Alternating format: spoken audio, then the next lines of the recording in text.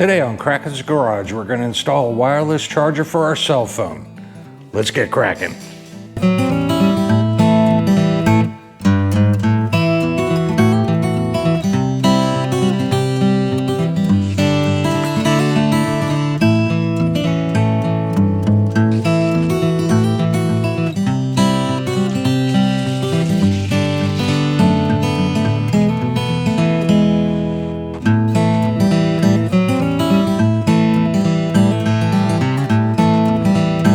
Good Moto morning.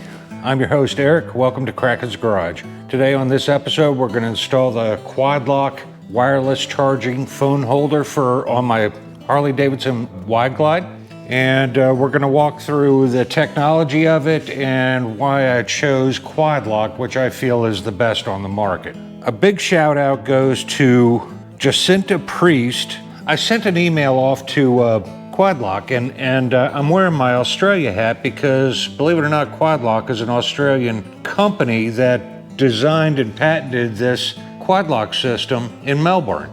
So once again, Kraken's Garage seems to have an affiliate with Australia. How crazy is that? I sent an email off. Jacinta got back to me, and I basically, again, marketing a Kraken goes back to that other video. And I said, I have a small YouTube channel and I would like to do a review of your product. Would you be interested? And sent her a link. And she got right back to me and said, absolutely.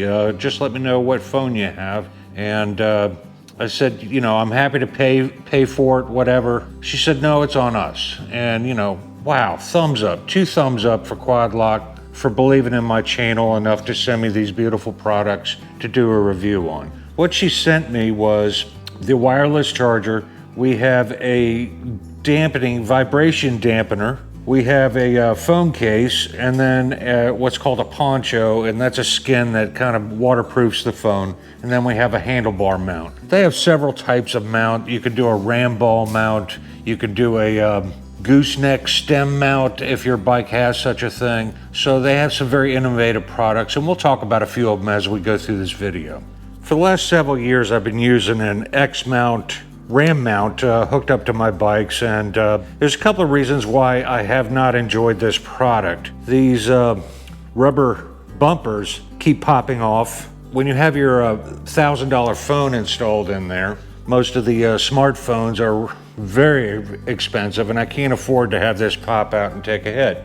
And I've had him vibrate out a couple of times to the point where I put like a rubber band device to hold it onto this device. So that's been super annoying. To add insult to injury, I run a normal USB-C to hook into my Samsung phone, and it plugs into a typical USB charger, which I have on a couple of my bikes. The problem here is if you're not using your phone mounted to your handlebar, you have this kind of flopping around, and you have to kind of coil it around something and tuck it out of the way, and it's kind of unsightly. The biggest challenge for me, though, is this is not a waterproof or meant to be a waterproof system. So if you get any moisture in here whatsoever and you plug it into your phone automatically goes into panic mode and says moisture detected, and they disable the charging of your phone. I've had that happen on the road several times, so that's been problematic for me. So I was looking for a better solution,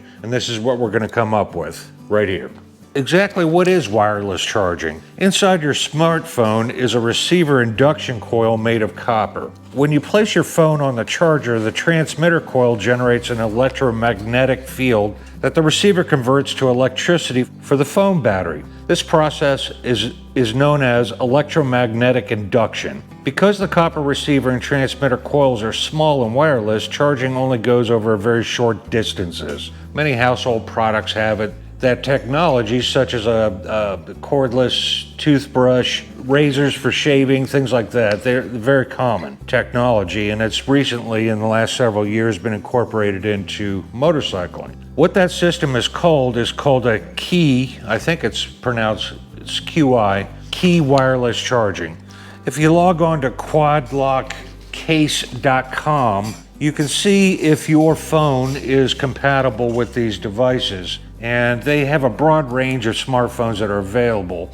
Most of the normal ones that you will find available for your phone. Now I use this to operate my GoPros. I use it for Google Maps for a navigation system, and also some other apps that I use, Glimpse that I use to let somebody know where I'm at on the phone, and it gives them a link. All of those are kind of GPS oriented, and they're very taxing on the battery on your phone. So 2 hours into the ride, my phone is almost dead. It sucks that much juice out of the power of the phone. My solution to that is to not have a wired charger, to have a wireless charger. And there's several benefits here that we're going to talk about. The benefit of the vibration dampener is it's a tripod that's sitting on rubber and your phone sits on it. You have image stabilization in your iPhone, your Samsung Galaxies, your Google Pix, several of the higher end phones, and all that jostling on the bike rattles that camera inside your phone, and in many cases has destroyed many a phone. So much so that quadlock has a list of bikes that they recommend using this dampener for to protect your bike at all times. Wide Glide is listed right on there. Any thumper, any big V twin, man, I highly recommend it. I would recommend it for any bike if you have an expensive phone or you're going to be looking at replacing your phone in the very near future. So something to think about there. Take a look on their website. You might want to see if your bike is located on there. How does the vibration dampener work? It features a dual chassis suspension system with precision engineered silicone grommets. Vibration dampener reduces over 90% of high frequency vibrations to protect your smartphone's camera. The Poncho is designed specifically for my Samsung Note 9. You can see it's kind of for better choice of words, a condom that fits over top of your phone.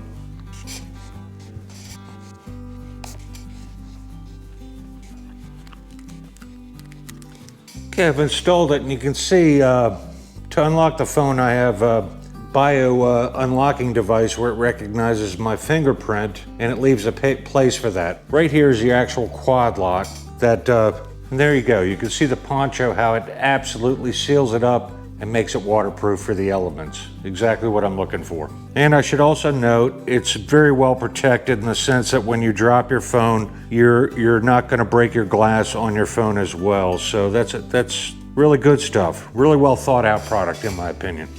This is the actual handlebar mount, and this is the paddle that we'll talk about in a minute. You can get these in other colors, black, red, and also white. Personally, I don't care. The phone's going to cover it. And then you have these rings that fit inside the actual mount on your handlebar. The one that's installed in it is set up for 25 millimeters. You have 28 millimeters and 22 millimeters if you have a narrower bar. So let's get that installed. All the screws used to hold it have thread lock installed on them already. Well done, well sorted kit.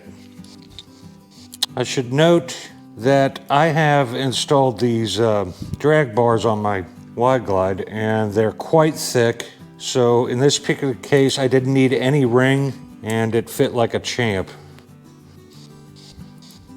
I should also note, as I open each one of these kits, it comes with all the necessary tools already included with the kit to make your installation easy. In this case, I have another Allen wrench for the vibration dampener.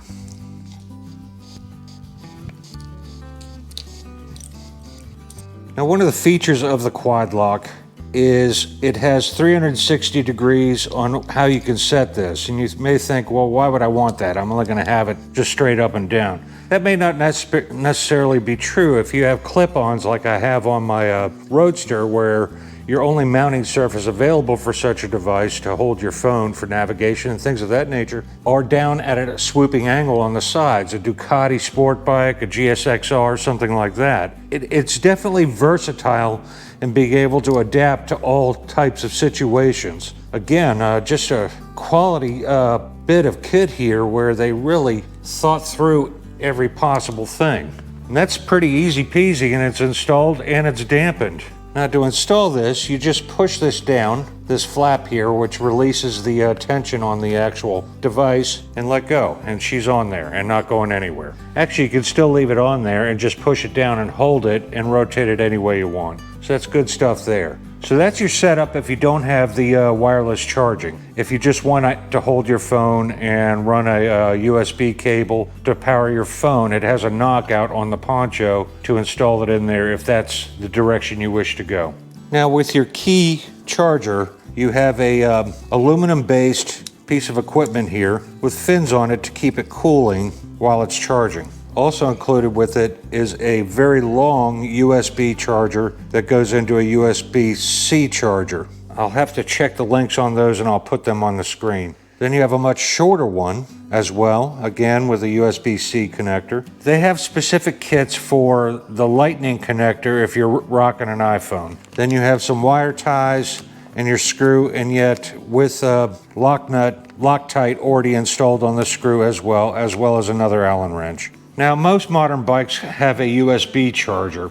In my particular case, the Wide Glide does not. So I'm rocking this battery tender that hooks into my charging port from my charging cord on my connected to my battery. And if you take a look at here on the end, here's my USB charger. These come in quite handy for charging your phone, camera batteries, whatever else you might need. Okay, I have my pigtail hooked up to the battery. And right there is my charging cord to keep it on the trickle charger. And we'll plug in that USB port and boom, we have power. Now, where I'm gonna hide this wire is I've gotta loosen up the bolts on the tank and raise the tank, and then I'll just wire tie it to the other electrical items that are traveling down the frame of or spine of the bike. And that'll put it right out up at the handlebars. Note the ribbed edge here that fits up into this pocket, forming a waterproof connection to the key charger or the wireless charger. And you can see we have power by the blue light, and we'll talk about that in just a minute. Now, most devices like this have like a parasitic draw on the battery, and over time will kill your battery. Quadlock has thought about that as well. There's an on-off power switch right here, and you can switch it off, and that kills the power. No need to worry about it just being plugged directly to your battery or having to wire it to a hot wire that is switched to your ignition, like your horn or something of that nature. Really slick stuff right there. Okay, we're gonna set that on there so it's nice and straight. Remove the blue tab altogether and just replace it with this one. Let's rotate that so that the Quadlock logo is at 12 o'clock. And we're done. Now, yes, I'm still showing my wire here. I'll pull the gas tank and lift it up and tuck these wires. That's not necessary for this video. And instead of pushing on that blue tab, you push on the tabs on either side here to lock your phone in. So let's give that a try. Want it horizontal? Boom. Good stuff. I'll scan all the directions and post them in the video. There's the light that illuminates when you actually are powering up your Q charger. It's kind of interesting here, and I'll put a picture of this up on the screen as well. When it's just blue, the power is on. If it's flashing blue, there's an error mode, so it troubleshoots itself. When it's green, it's charging. When it's flashing green, it's low input power mode, which means 5 watts or 5 volts, 1 amp charging. When it goes to a pale green or a pale blue, I can't quite tell, it's a full charge. When it goes to a pale kind of turquoise, it's at full charge. When the turquoise color is flashing, then that's telling you that your wireless charger is overheating. One other important feature is you need to know about this key charger or wireless charging system for your smartphone is it's IP66 rated. And what that means is it's an IP66 enclosure. It's rated as tight dust, quote unquote, and protected against heavy seas or powerful jets of water. Basically, it's saying it's water resistant, which is a high quality level of water resistance. The next level would be IP67, which means your device got submerged in water. Now, if your phone charger is mounted to your bike and you are submerged in water, you got bigger things to worry about than this. So it's a perfect rating for what you need for this application. Well done.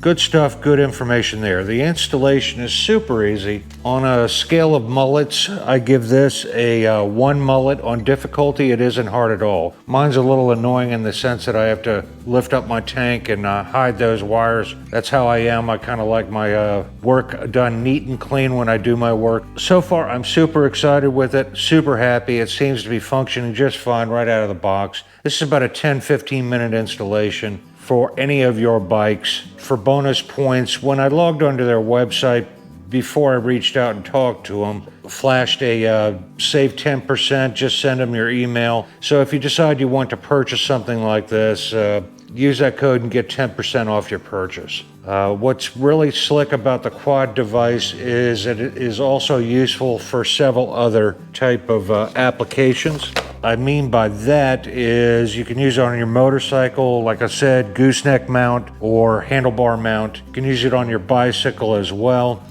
You can also, they make one for your car to mount on your car dash. And they also have an armband, or what they call a life band. So you can use that for kayaking, you can use it for cycling, you can use it for jogging, that type of thing, and still rock your phone. Just pops right on and off you go. So very versatile system, easy when I have multiple bikes to just swap it from bike to bike, buy additional mounts and just pop them on the bike and go on down the road. That I like. It's a killer design. The quality, fit, and finish is absolutely amazing. No, I'm not blowing sunshine at you because Quadlock and Jacinta Priest hooked up Kraken's Garage to do a gear review. I honestly believe this is a quality bit of kit, and I highly recommend it. 2 thumbs up. We're going to give it the acid test. Every time I take a trip, I get caught in torrential downpours. I'll do a follow-up video on whether it held up during really foul weather and that type of thing, and how it does over time. So, Jacinta, much respect to you. Thank you so much.